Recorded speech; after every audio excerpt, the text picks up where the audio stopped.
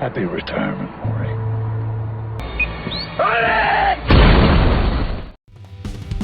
Halo saudara-saudari, dimanapun kalian berada, selamat datang di channel ARS Movies. Kali ini saya akan membawakan sebuah alur cerita film yang berjudul Memory. Film yang dibintangi oleh Om Liam Neeson ini bercerita tentang seorang pembunuh bayaran yang sangat mematikan berbalik melawan orang yang membayarnya.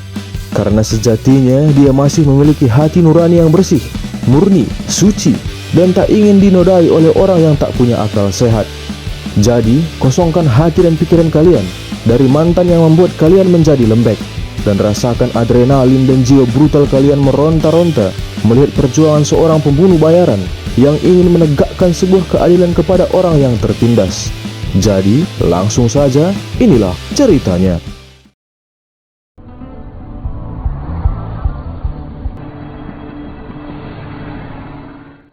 Cerita bermula di Guadalajara, Meksiko. Terlihat seorang dokter bernama Alex memasuki area parkir sebuah rumah sakit untuk bekerja.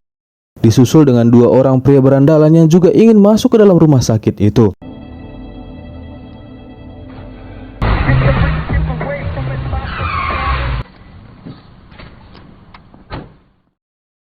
Kedua berandalan itu datang ke sana bermaksud untuk menjenguk ibunya yang sedang sakit. Dokter Alex yang saat itu sedang berada di ruang perawatan ibu dari berandalan itu diminta oleh berandalan itu untuk keluar karena ingin melakukan deep talk bersama ibunya. Tapi tiba-tiba, Hola, mamita.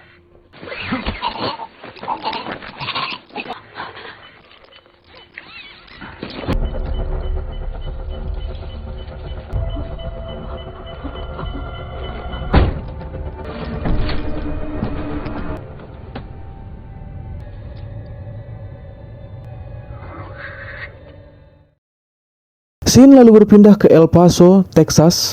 Terlihat di sana seorang agen FBI bernama Vincent Serra sedang menyamar sebagai pria hidung belang dan sedang bernegosiasi dengan seorang pria bernama Leon yang melakukan perdagangan manusia terhadap anaknya sendiri. You are nervous. I'm not afraid. It's just that I know. But the man must pay to get what he wants. Setelah negosiasi harga sudah menemui titik tengah, Leon pun meninggalkan Vincent bersama anaknya yang bernama Beatrice itu dan meminta Beatrice berperilaku baik kepada Vincent. Beatrice yang sejatinya sudah frustasi dengan keadaan menyedihkan itu pun memaksa Vincent untuk segera menggadabahnya karena dia ingin penderitaannya itu segera berlalu. Well, why don't we just talk first, okay? How old are you? How old do you like? Vincent yang hanya memang ingin mengorek informasi meminta Beatrice untuk tenang dan mengobrol terlebih dahulu bersamanya. Namun Beatrice tetap memaksa Vincent untuk segera melakukannya hingga terbongkarlah penyamaran Vincent karena Beatrice melihat Vincent menggunakan penyadap di balik bajunya.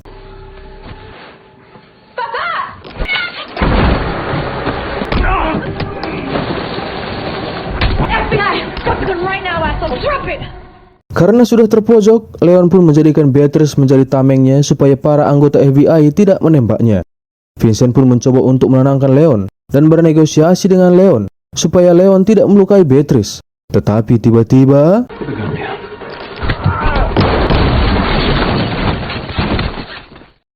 yap, Leon pun akhirnya tewas karena mengalami benturan keras di kepala. Imbasnya, Vincent pun kena semprot oleh komandannya yang bernama Gerald Nussbaum karena satu-satunya saksi kunci mereka telah tewas dan penyelidikan yang mereka lakukan telah memakan anggaran yang cukup banyak. An 11-month investigation that has taken considerable resources, sir. We'll talk in the morning. Scene lalu berpindah lagi ke Mexico City. Terlihat Alex bertemu dengan seorang temannya yang bernama Mauricio. Mauricio memberikan pekerjaan lagi kepada Alex untuk menghabisi dua orang sekaligus di sebuah kota yang bernama El Paso. Alex sempat menolak pekerjaan itu karena berniat untuk pensiun, dikarenakan penyakit short term memory yang ia miliki selalu membuatnya gelisah saat bekerja. Namun Mauricio mengatakan bahwa orang seperti mereka itu tidak pernah mengenal yang namanya pensiun. Men like us don't retire. So stop talking this retirement shit. Terlihat Alex sudah berada di salah satu hotel yang ada di kota El Paso. Karena penyakit short term memory yang ia alami, Alex sampai harus menuliskan nomor kamar hotelnya di tangannya supaya ketika dia lupa, dia bisa melihat nomor kamar itu di tangannya. Alex pun lalu bertemu dengan seorang pria yang bernama Borden. Di sana, Borden memberikan sebuah kotak yang berisi senjata kepada Alex untuk melakukan aksinya nanti di El Paso.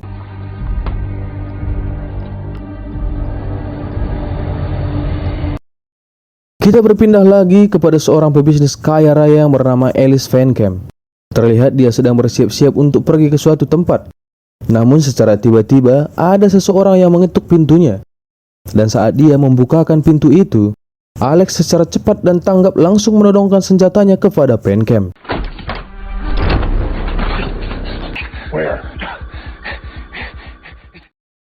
Alex pun menanyakan di mana barang yang Alex cari. Entah barang apa yang dimaksud oleh Alex itu saya juga tidak tahu. Namun Van Camp lalu menunjukkan bahwa barang yang Alex cari itu ada di berangkas miliknya. Van Camp yang merasa memiliki kesempatan untuk menyerang pun melakukan perlawanan. Namun dia kalah profesional dengan Alex, sehingga dia pun tewas dengan anak gadisnya sebagai orang terakhir yang ia lihat.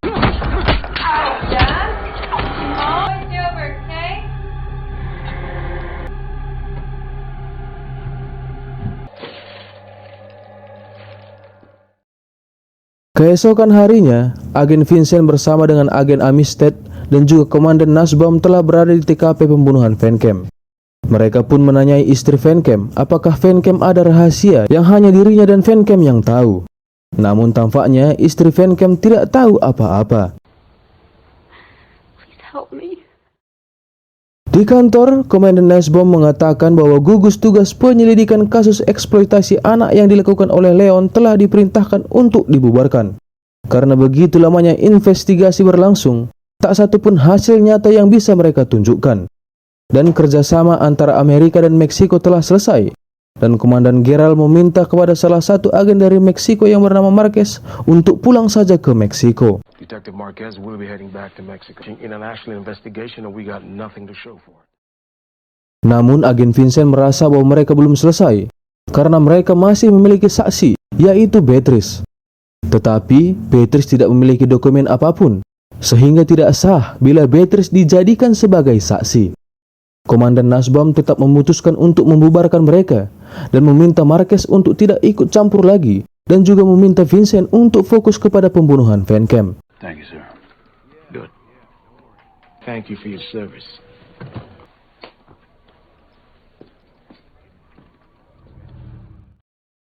Selanjutnya, Vincent mengantarkan Beatrice ke tempat aman sementara, supaya Vincent bisa dengan intens menemui Beatrice dan mengorek semua informasi yang dibutuhkan oleh Vincent.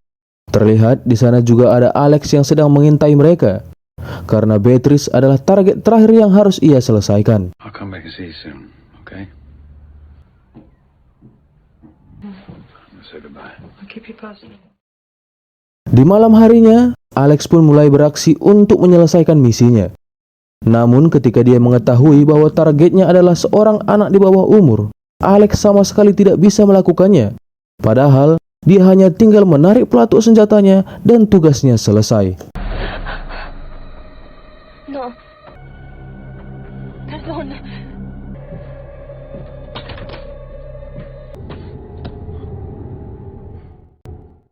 Keesokan harinya, Alex menemui Borden lalu menghajarnya karena Alex tidak ingin membunuh seorang anak di bawah umur.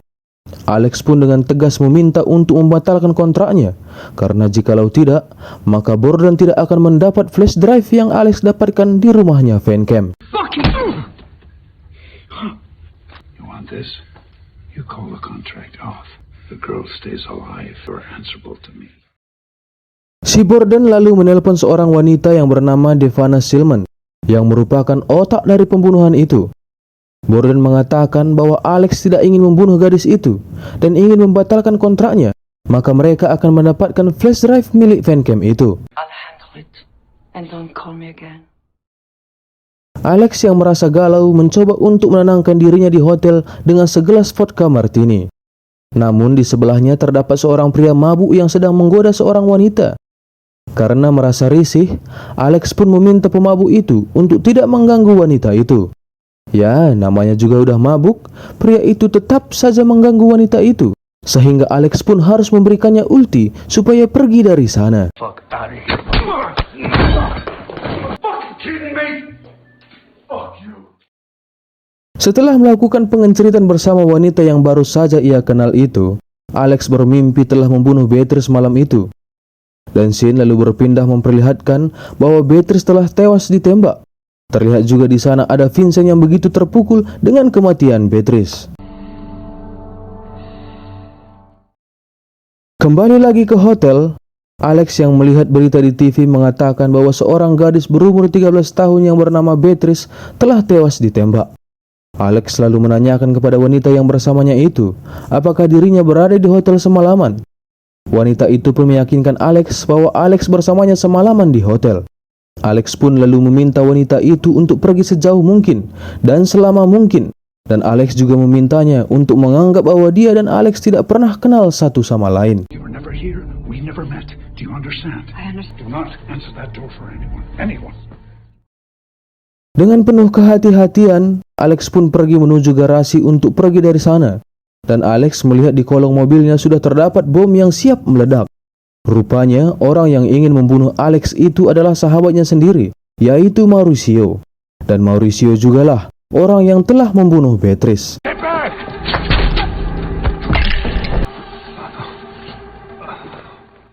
Dengan tewasnya Beatrice dan wanita yang semalaman bersamanya, Alex pun menyerang Mauricio dengan ketenangan tingkat tinggi, sehingga Mauricio dapat dengan mudah dilumpuhkan oleh Alex.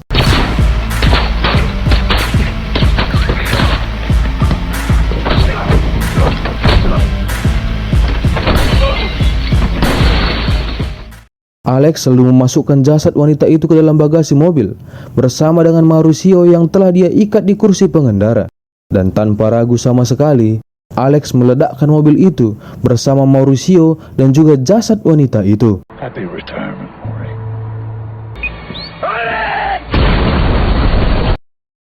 Terlihat mobil yang diledakkan oleh Alex itu terlempar sampai ke jalanan. Di sana sudah ada seorang detektif yang bernama Mora sedang mengamankan TKP itu. Maka datanglah Vincent untuk mengecek keadaan TKP dan menerima laporan dari detektif Mora bahwa pemilik mobil itu bernama David Marshall, yaitu nama lain dari Alex. Car's registered to a David Marshall. What's that? Found him on the floor. I'll hit you up with the ballistics as soon as they come back. Same with the pill. Selanjutnya, Marcus menemui Vincent dan mengatakan bahwa dia tidak bisa kembali ke Meksiko setelah mendengar kabar bahwa Beatrice telah tewas dan ingin membantu Vincent untuk menyelesaikan misi itu. Walaupun Nussbaum takkan menyetujuinya.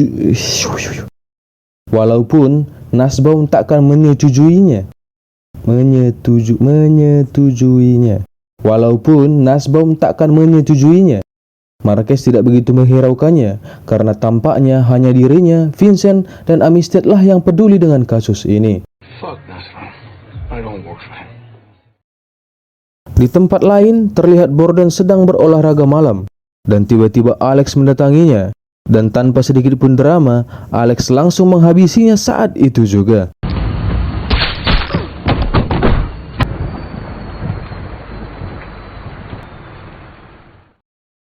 Terlihat Alex mendatangi sebuah toko roti yang telah lama tidak beroperasi. Rupanya, itu adalah toko roti milik orang tua Alex dahulu. Alex pun menuju basement toko itu melalui pintu rahasia yang ada di sana. Di sana, Alex mencoba melihat-lihat apa isi dari flash drive itu, sehingga Borden sangat menginginkannya. Dari sana, Alex mendapat sebuah rekaman suara percakapan antara fancam dengan seorang wanita, yang tak lain tak bukan adalah Devana Shillman. Terdapat juga file berupa foto-foto anak dari Devana Shillman, yang sedang menggadabah Beatrice. Jadi, jelas sudah, mengapa Devana sangat ingin fancam dan Beatrice dilenyapkan.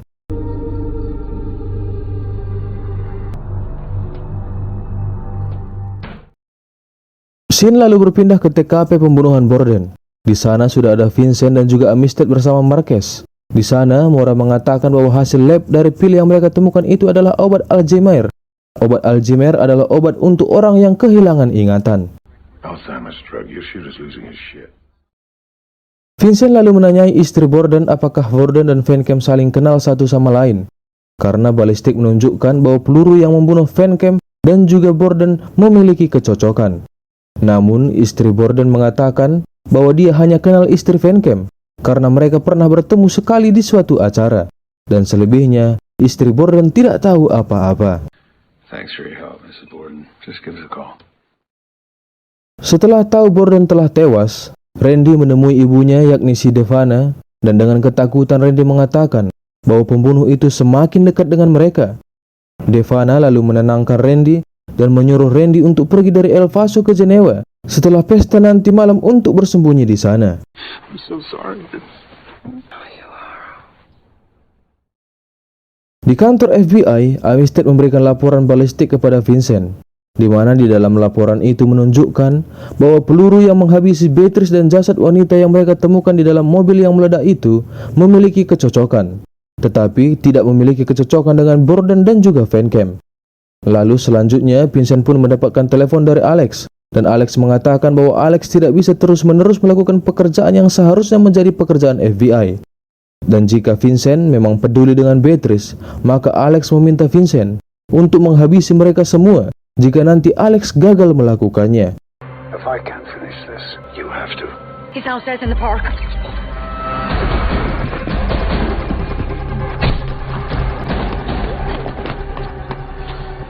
He's just telling us we're way too slow. He's taking out the traffickers that we couldn't. Setelah mencari informasi tentang Borden, Armistead pun menemukan bahwa Borden itu adalah pengacara pribadi dari Randy. Dari situlah Vincent menyadari bahwa Alex akan memburu Randy juga. Selanjutnya, diperlihatkanlah pesta di sebuah kapal yang diadakan oleh Randy. Di sana sudah ada Vincent, Armistead, dan juga Marquez untuk menunggu Alex datang ke sana. Ketika Vincent melihat pil botol yang mirip dengan botol pil milik Alex, Vincent pun memberitahukan kepada Armistead dan juga Marquez bahwa Alex ada di kapal itu. Target's on the boat.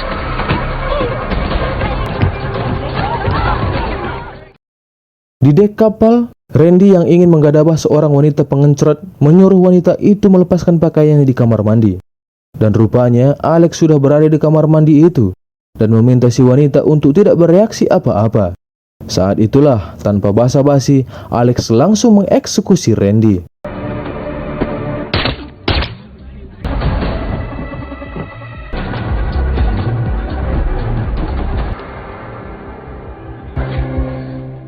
Put it down. People did to that child, right? Only too well. Go. Get out. Put your gun down. Get out of here. If I'm dead, you'll never know the truth. Hey! Puta madre! Puta madre! Alex pun kembali ke toko roti milik orang tuanya dan mengobati luka tembak yang disebabkan oleh Marquez tadi.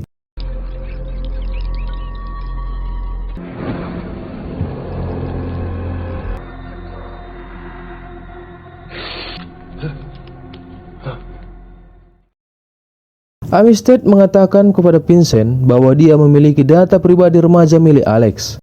Rupanya dalam catatan itu, Alex dinyatakan telah tewas akibat kebakaran toko rotinya dahulu bersama kedua orang tuanya, dan hanya kakak dari Alex lah yang selamat. Dan kini kakak Alex tinggal di salah satu panti jompo yang ada di kota El Paso. Vincent pun lalu mengirimkan Marquez untuk melihat situasi toko roti milik orang tua Alex itu.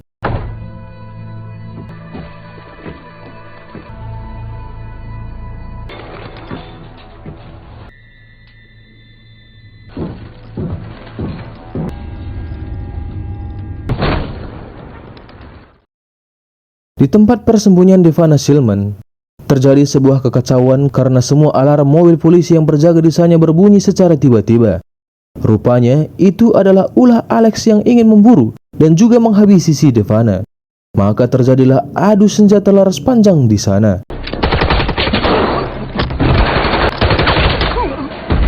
Boys, straight off.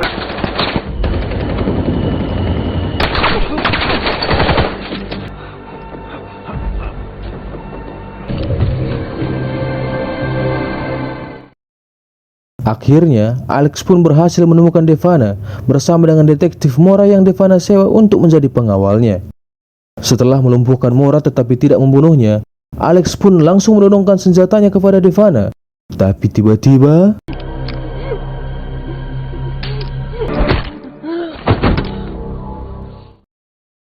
Vincent yang mengetahui bahwa Alex telah ditahan oleh Mora, dia meminta kepada Nussbaum untuk memindahkan Alex ke rumah sakit tahanan mereka. Karena Vincent butuh Alex untuk mengungkapkan kasus ini.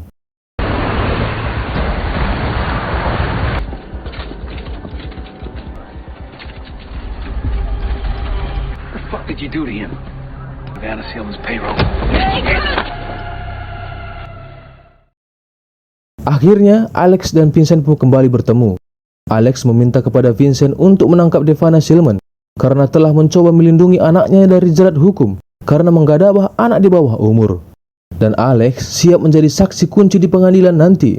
Namun Vincent merasa bahwa mereka tidak mungkin menang. Apalagi jika Alex yang menjadi saksi, maka semua kesaksian Alex itu tak akan bisa mengalahkan Devana karena Alex adalah pembunuh bayaran. Alex selalu mengatakan bahwa dia punya bukti kuat lain yang berupa rekaman ancaman kepada Van Camp yang ada di flash drive yang Alex ambil di rumah Van Camp waktu itu. Namun karena penyakit short term memorinya kambuh, Alex tidak bisa mengingat di mana dia menaruh flash drive itu. Help me remember. We will. Vincent lalu menemui seorang pengacara dan meminta pengacara itu untuk membuka kasus pelecehan dan pembunuhan yang telah dilakukan oleh Seelman. Vincent berjanji akan segera menemukan flash drive yang berisi ancaman kepada Van Camp itu supaya mereka punya bukti kuat untuk menjerat Devana Seelman. Well, you bring me the audio. If it's solid, I'll make the case. I'm working on it. Thank you, sir. Seorang dokter yang merupakan dokter pribadi dari Devana Seelman mendatangi rumah sakit tempat Alex dirawat. Beliau datang ke sana dengan maksud untuk membunuh Alex atas perintah dari si Devana. Sebagai seorang pembunuh bayaran yang profesional dan sudah memiliki segudang pengalaman, Alex tentu tak semudah itu untuk dibunuh, karena dia sudah pasti memiliki insting yang sangat kuat untuk mengetahui siapa saja yang menjadi ancaman baginya, walau saat dia sedang tertidur sekalipun.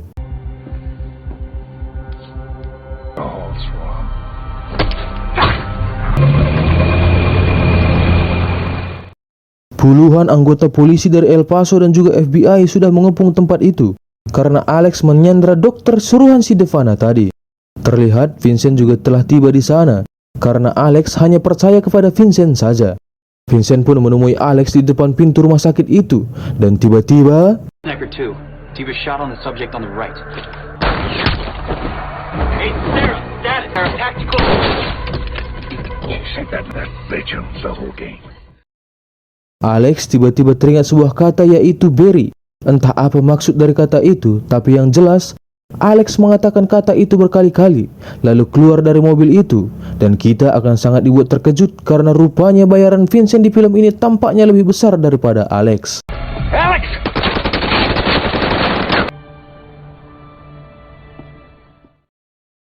Setelah kematian Alex dan semua kegagalan Vincent dalam menangani kasus itu, Vincent akhirnya dibebas tugaskan oleh Nussbaum karena Vincent sudah tak punya apa-apa lagi untuk dibuktikan.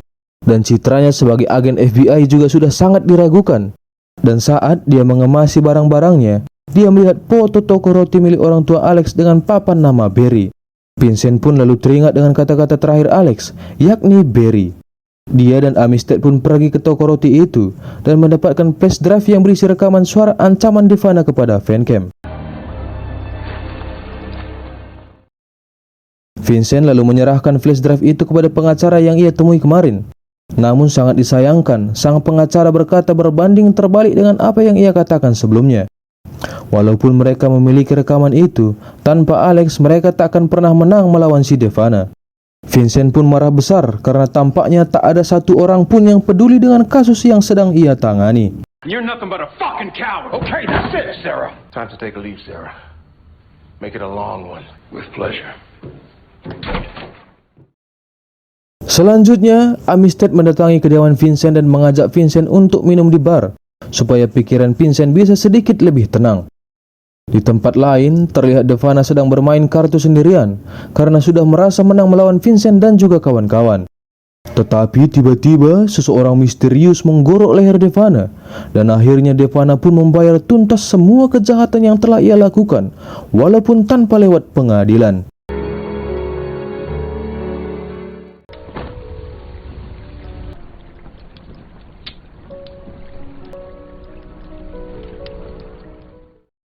Dan film pun selesai. Ending yang sangat memilukan, walaupun Devana akhirnya tewas juga, tapi sangat disayangkan bahwa keadilan tak menunjukkan diri di sini. Benar kata Marquez bahwa hanya dirinya, Vincent dan Amistad lah yang peduli dengan kasus itu. Karena Beatrice adalah seorang imigran dari Meksiko, jadi kepolisian dari negeri Paman Sam tidak begitu peduli.